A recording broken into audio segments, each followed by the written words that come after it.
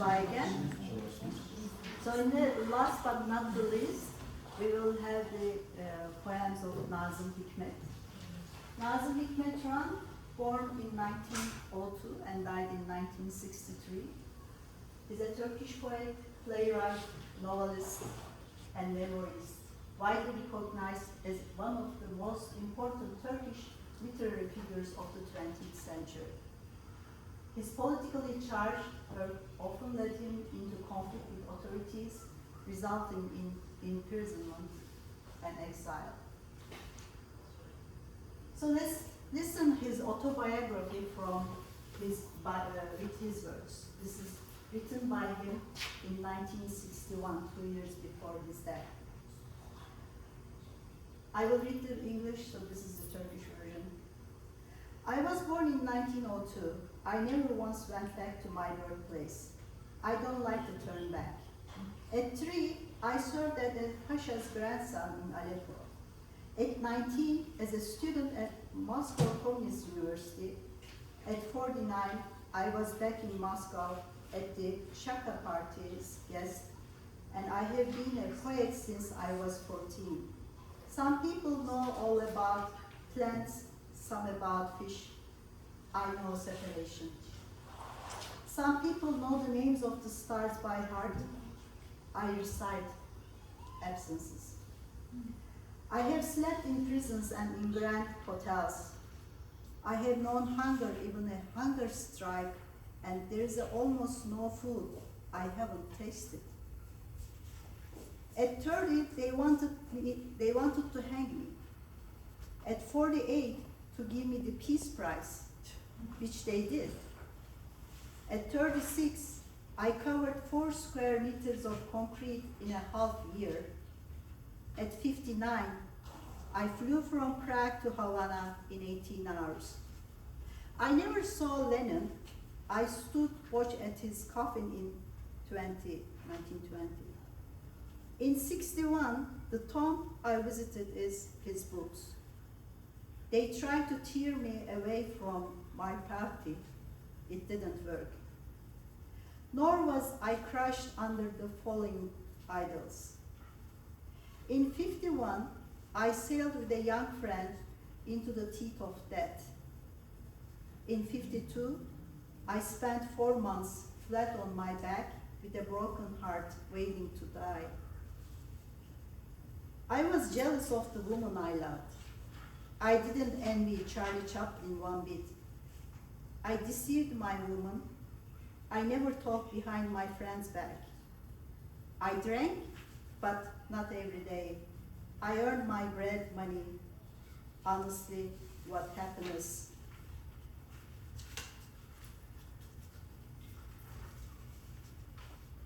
Sorry, I'll repeat that. I earned my bread money. Honestly, what happiness. Out of embarrassment for others, I lied.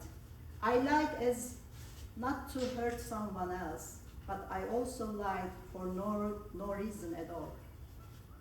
I have ridden in trains, planes, and cars. Most people don't get the chance. I went to opera. Most people haven't even heard of opera. And since 21, I haven't gone to the places most people visit. Mosques, churches, temples, synagogues, sorcerers, but I have had my coffee ground read. My writings are published in 30 or 40 languages. In my Turkish, they are banned. Cancer hasn't caught up with me yet, and nothing says it will.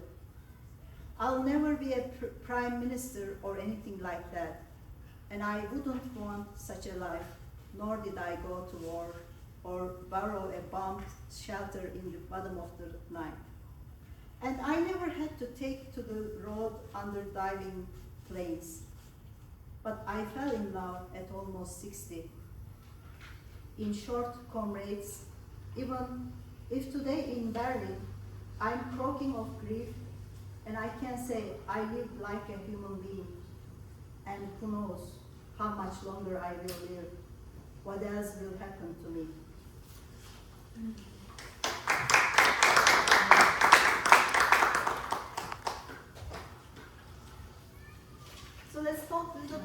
his poetry. His poetry is characterized by its free style, free verse style, a departure from the traditional Ottoman forms that dominated Turkish literature at the time. He embraced a conversational tone, infusing his work with themes of social justice, revolution, and love. His poems frequently depict the struggles of ordinary people, celebrating their resilience and highlighting the injustices they face. His embrace of free verse and socialist themes aligns him with other revolutionary poets of his era, such as Pablo Neruda and Vladimir Mayakovsky. Like them, Hikmet believed in the power of art to effect change and used his poetry to advocate for a more just and equitable world. Hikmet's enduring legacy lies in his ability to bridge the personal and the political, creating a body of work that remains relevant and resonates with readers today.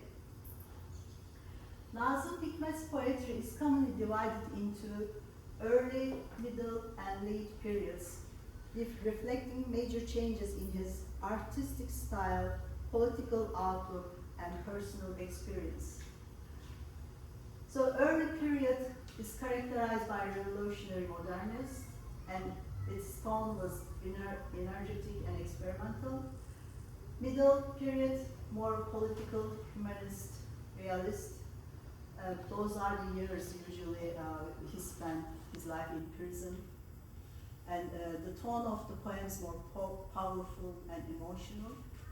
In the late, like after the 1950s, when he escaped to exile to Moscow, the late period poems usually more universally humanistic and was reflective and philosophical. So in this slide, it is summarized like from so he was able to publish his first poems when he was 17, like in 20s. So from 20s to 30s can be grouped as early period. He was under strong influence of Russian futurism and Soviet revolutionary poetry. He tried experimental style, free verse. Major themes, as I said, revolution and socialism, industrialization, modernity, workers and class struggle, anti-imperialism, hope for new society. And this period established Nazim Hikmet as the pioneer of modern free verse in Turkish poetry. Middle period covers the poems he wrote from 30s to 50s. So those, as I said, those are mostly prison years and more mature political poetry he presented.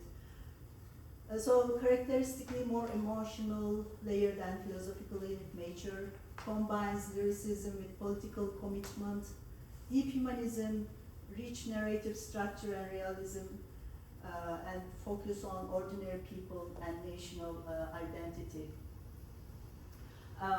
Like memleketinden insan manzaraları, Kuvayi Milliye destanı, Taranta Baba'ya mektuplar, Benerci kendinin için öldürdü, Ceviz Ağacı, Karıma mektup, written during that period with that influence.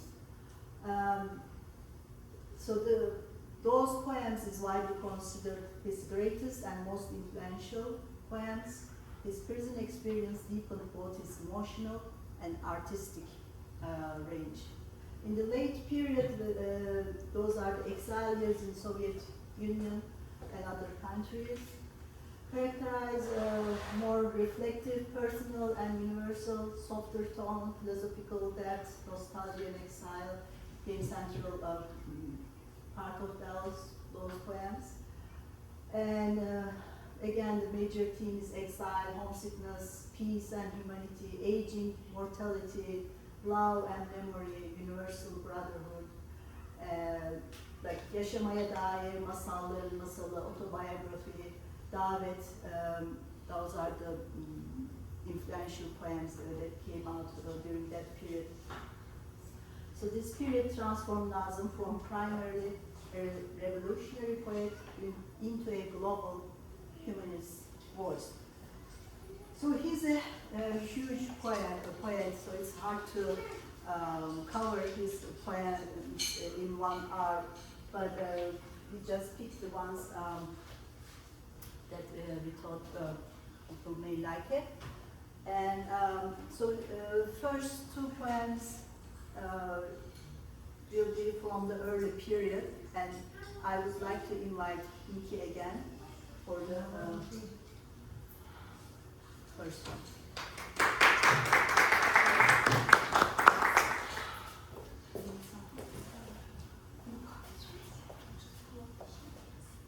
Sorry.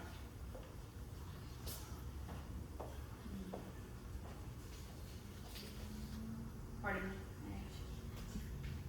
Carry from the Yes. Okay.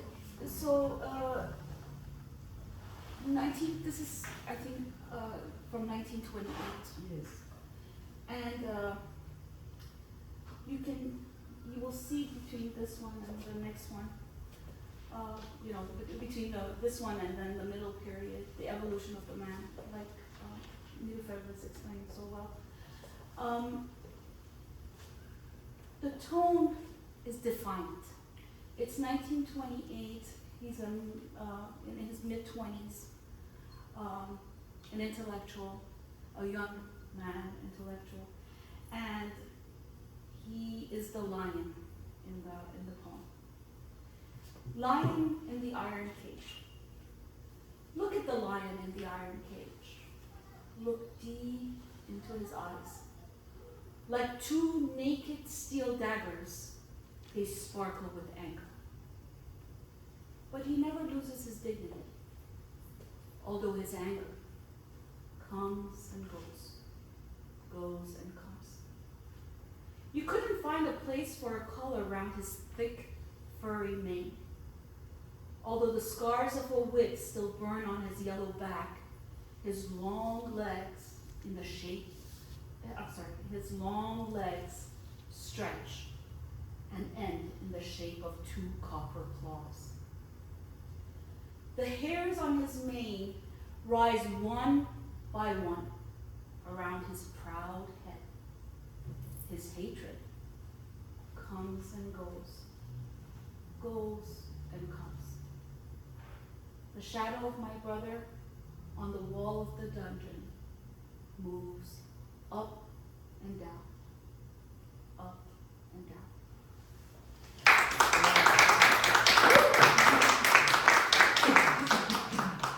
Thank you, Niki. The next poem will be read by our friend Mehriban Altınsoy. Unfortunately, she couldn't attend today, but she sent her video recording, and she will read in Turkish. Sırada Salkım Söğüt. 1928 yılında kaleme alınmıştır. Kurtuluş Savaşı'nda yakın dostu Bağla Nurettin için yazıldığı söyleniyor.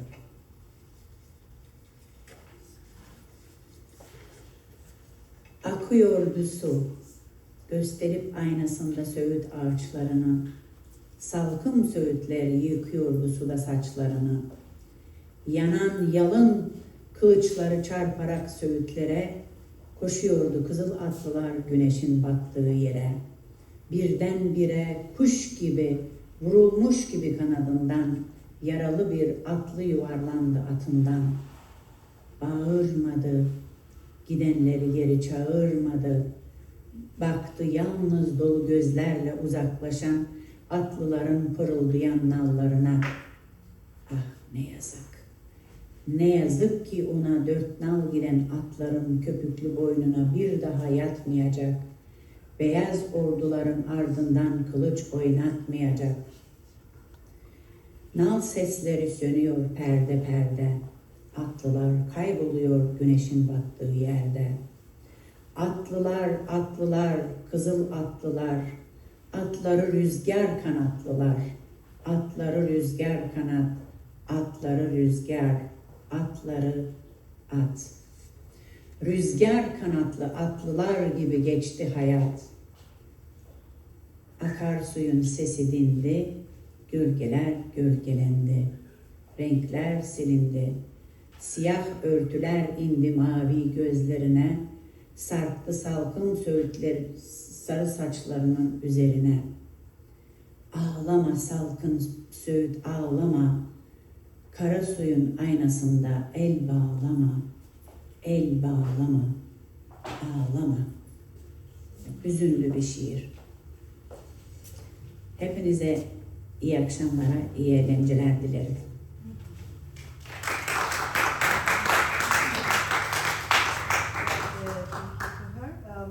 So as you'll see, he's trying freestyle, futuristic, like playing with the words, saying like their horses with wings of wind, their horses with wings, their horses with wind, their horses.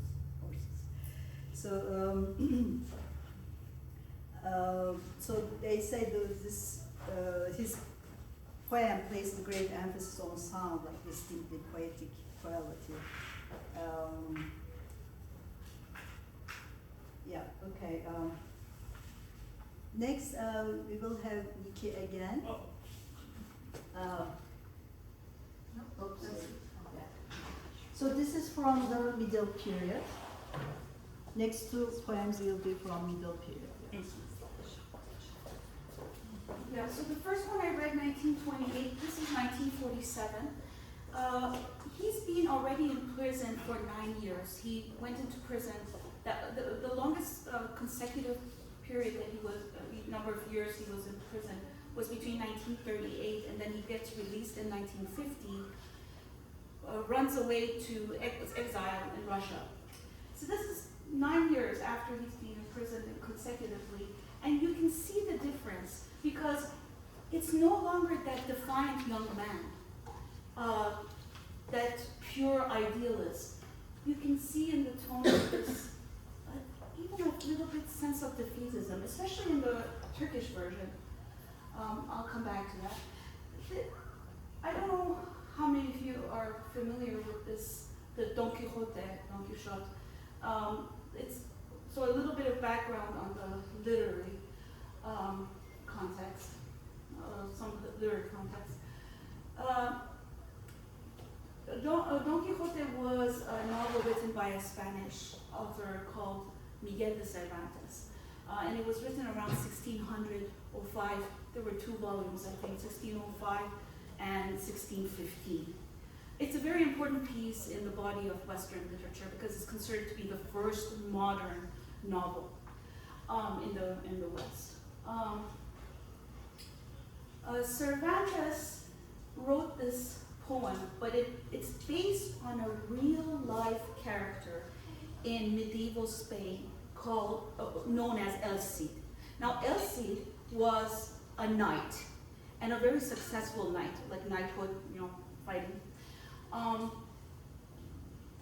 But Don Quixote is the main character of Cervantes' novel, and Don Quixote is a member of the lower nobility in Spain, and he reads so many novels about knighthood that he starts becoming delusional and thinking he's actually a knight. So he puts on a suit of armor, and he takes his his old workhorse or mule, and he thinks it's a stallion, and he starts going out and fighting against windmills. And he renames a peasant girl that he's in love with or has feelings for. He renames him Dulcinea. So Dulcinea is his muse. Everything he does is for her. But what's important is that while El Cid is a real, factual character in history, Don Quixote is a ridiculous, made-up character of Cervantes' imagination. And what's interesting in this poem is that Nazim Hikmet does not based the poem on El Cid. He bases the poem on Don Quixote. And that's very relevant and revealing because you can see in this poem a man who is much more mature, of course, this is from the middle period, much more mature.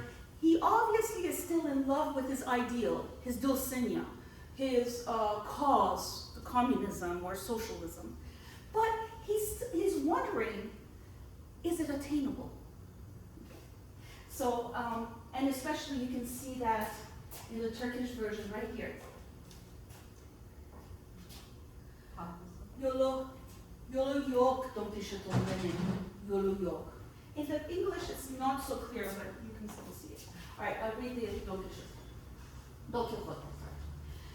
The knight of immortal youth, at the age of 50, found his mind in his heart, and on July morning, went out to capture the right, the beautiful, the just. Facing him, a world of silly and arrogant giants. He's talking about the windmills. He, on his sad but brave Rocinante. I know what it means to be longing for something. But if your heart weighs only 1 pound and 16 ounces, there is no sense, my Don, in fighting these senseless windmills. But you're right, of course. Dulcinea is your woman, the most beautiful in the world. I'm sure you'll shout this fact at the face of street traders. But they'll pull you down from your horse and beat you up. But you, the unbeatable knight of our curse, will continue to glow behind the heavy iron visor, and Dulcinea will become even more beautiful.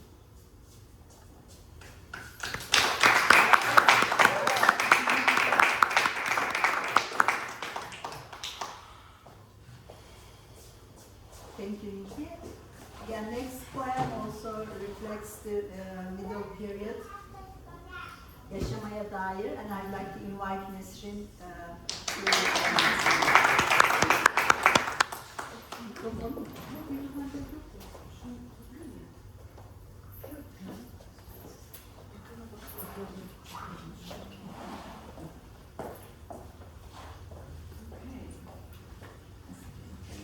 So this one is about kind of like meaning of life, and I really like it, so I hope you'll enjoy it too.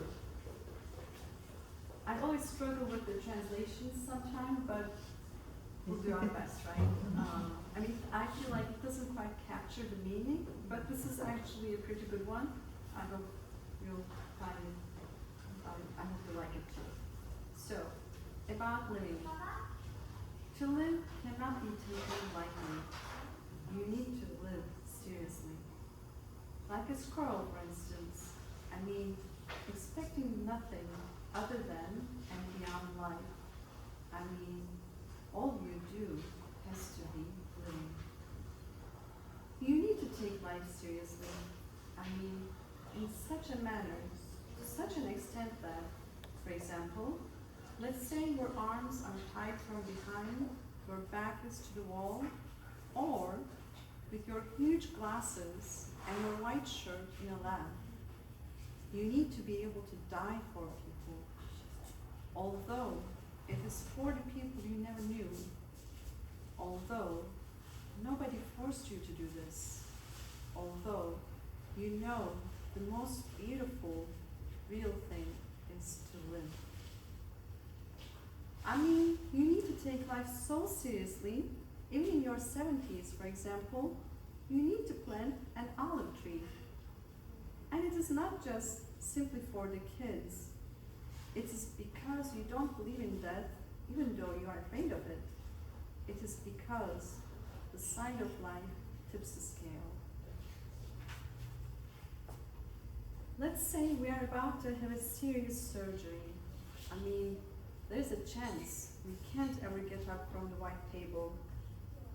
Though it is not possible not to feel the sorrow of leaving early, we will still laugh at the jokes people tell. We will look out of the window to see if it's raining, or will wait impatiently for the latest news on TV. Let's say for a reason worth fighting for, let's say we are in a battlefront.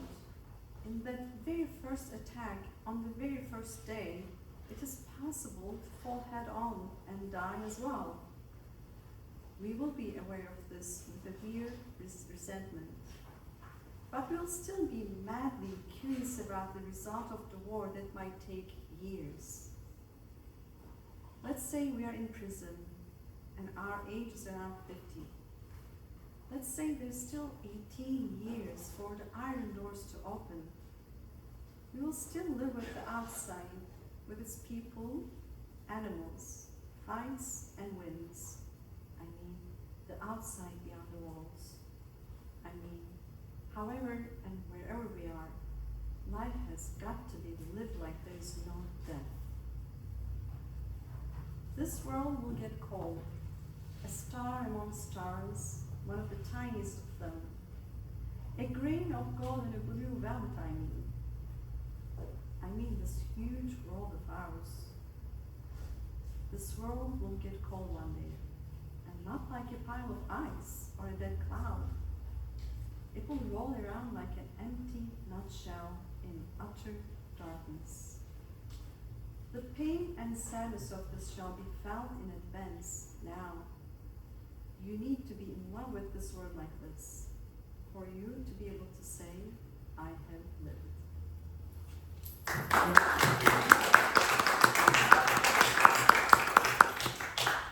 Isn't that impressive that he was talking about having the world be cold someday?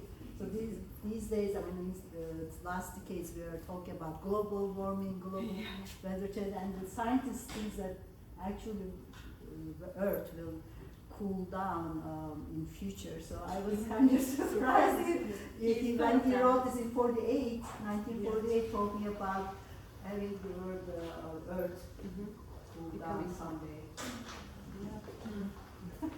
So enjoy the moment. And another interesting about this poem, so it is in 3 parts and written in 2 years. Like he wrote the first part in 47, second and third part a year later, and at least the record says so. Okay, so the next examples reflect the late period of his poem. So I'll read this. Davet. He wrote this in 1953 when he was in Moscow, I think. Dört nala gelip uzak Asya'dan Akdeniz'e bir kısrak başı gibi uzanan bu memleket bizim. Bilekler kan içinde, dişler kenetli, ayaklar çıplak ve ipek bir halıya benzeyen toprak. Bu cehennem, bu cennet bizim. Kapansın el kapıları, bir daha açılmasın. Yok edin insanın insana kulluğunu, bu davet bizim. Yaşamak bir ağaç gibi tek ve hür ve bir orman gibi kardeşçesine, bu hasret bizim. This always makes me emotional. And in this, the literature expert says that he's describing the geographical structure of Turkey in this first part, like kısrakbaşı gibi uzanan, Akdeniz'e uzanan memleket, Türkiye. He's describing Turkey, like galloping from far Asia and surging into the Mediterranean like a mare. This country is ours. And also, he describes the earth of Turkey as silk carpet, but also you can live hell and heaven in Turkey. Also to live like a tree, alone and free, and in the brotherhood, like the forest. This yearning is ours is very touching words. Okay, next one will also from the late period, Sofya'dan. Mihriban sent her recording again for this poem. Merhabalar, Ben Mihriban Altınsoy, sizlere ünlü şairimiz Nazim Hikmet'ten 2 şiirini okumak istiyorum. Sofya'dan 1951-52 yılları civarı yazılmış, sürgün yıllarında özlemini, vatan hasretini sevdiği kişiye dile getirmiştir. Sofya'dan. Sofya'ya bir bahar günü girdim şekerim, ıhlamur kokuyor doğduğun şehir. Dünyayı sensiz dolaşıyorum, böyleymiş kaderim, elden ne gelir? Sofya'da ağaç duvardan önce, duvardan güzel. Sofya'da ağaçla insan karışmış birbirine. Hele kavak, neredeyse odaya girip kırmızı kilime oturacak. Sofya şehri büyük mü? Şehirler gülüm, caddeleriyle değil, anıtı diktiği şairlerle büyük olur. Sofya büyük bir şehir. Burada akşam deyince dökülüyor sokağa millet. Çoluğu çocuğu, genci ihtiyarı, bir gülüşme, bir uğultu, bir gürültü, bir kıyamet, bir aşağı, bir yukarı, yan yana, kol kola, el ele. İstanbul'da Şehzade başında Ramazan geceleri. Sen devre yetişmedin münevver. Piyasa edilirdi tıpkı böyle. Yok, geçti o geceler. Şimdi İstanbul'da olsam aklıma mı gelirdi onları aramak? Ama İstanbul'dan uzak her şeyini arıyorum. Üsküdar cezaevinin görüşme yerini bile. Sofya'ya bir bahar günü girdim şekerim. Ihlamur kokuyor doğduğun şehir. Bilmediğin gibi ağırladı beni hemşerilerin. Doğduğun şehir kardeş evim bugün. Ama kendi evin kardeş evinde bile unutulmuyor. Şu gurbet zor zanaat, zor.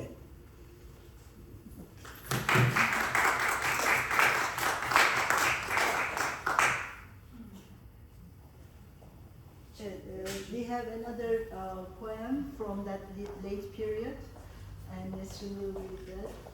You'll bring the Turkish or the Turkish? I'll switch to English version. Okay. Okay. Masalların masalı. Sesli mi?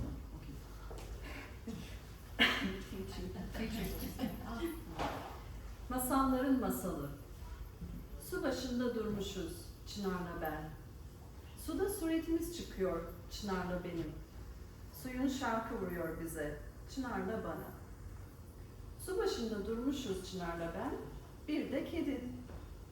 Suda suretimiz çıkıyor Çınar'la benim. Bir de kedinin. Suyun şarkı vuruyor bize Çınar'a, bana, bir de kediye. Su başında durmuşuz Çınar, ben, kedi, bir de güneş. Suda suretimiz çıkıyor Çınar'ın, benim, kedinin, bir de güneşin. Suyun şarkı vuruyor bize Çınar'a, bana, kediye, bir de güneşe. Su başında durmuşuz. Çınar, ben, kedi, güneş, bir de ömrümüz. Suda suretimiz çıkıyor. Çınar'ın, benim, kedinin, güneşin, bir de ömrümüzün. Suyun şarkı vuruyor bize. Çınar'a, bana, kediye, güneşe, bir de ömrümüze. Su başında durmuşuz. Önce kedi gidecek. Kaybolacak suda sureti. Sonra ben gideceğim. Kaybolacak suda suretim. Sonra Çınar gidecek. Kaybolacak suda sureti. Sonra su gidecek. Güneş kalacak. Sonra o da gidecek. Su başında durmuşuz. Çınar, ben, kedi, güneş, bir de ömrümüz. Su serin, çınar ulu. Ben şiir yazıyorum. Kedi uyukluyor. Güneş sıcak. Çok şükür yaşıyoruz. Suyun şarkı vuruyor bize. Çınara, bana, kediye, güneşe, bir de önümüze.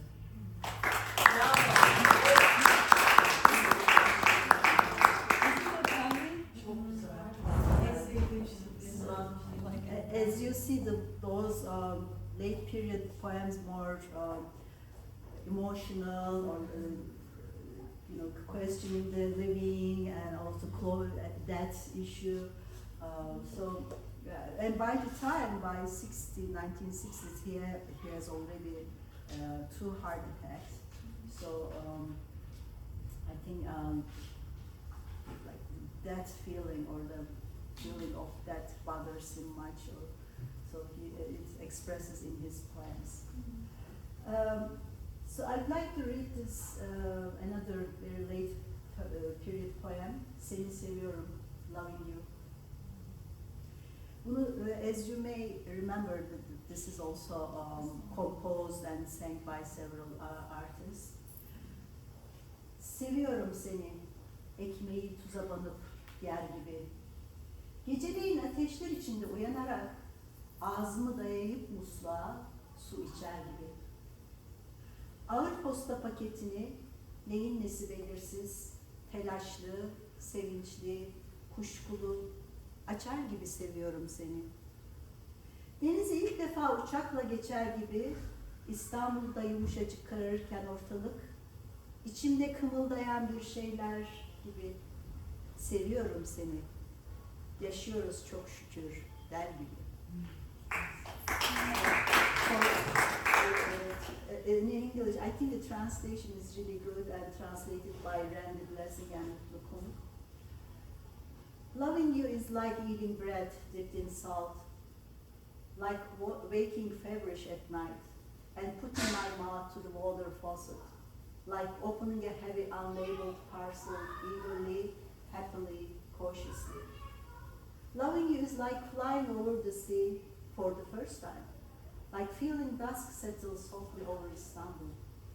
Loving you is like saying, I'm alive.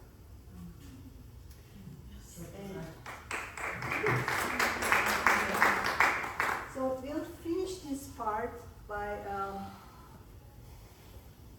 having his poem, Memleketim, My Country. And I found the recording of his voice, so I'll try to play it. Sometimes the video is not very good quality, but his poems were banned in Turkey until late 1990s. And this recording was made in Azerbaijan, but TRT, I think, found it or borrowed it and published in its channel in 2009. So let's see. Memleketim, memleketim, ne kasketim kaldı, senin orada işin, ne yollarını taşımış ayakkabım, son mintanında sırtımda paralandı çoktan, ne kasketim kaldı, senin ora işi, ne yollarını taşımış ayakkabım, son mintanın da sırtımda paralandı çoktan şile bezinden. Sen şimdi yalnız saçımın akında, infarktında yüreğimin, alnımın çizgilerindesin memleketim, memleketim, memleketim.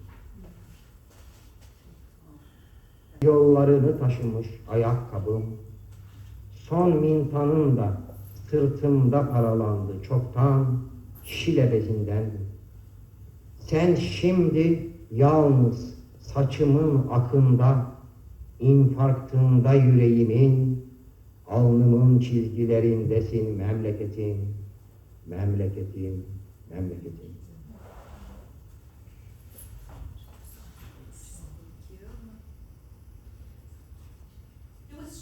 His Turkish citizenship, right? Yes, but then they took him back. In his lifetime? After he died. No, after. of course. Like, yes. Do you want? Oh, before that, so I have, I'd like to invite Nazim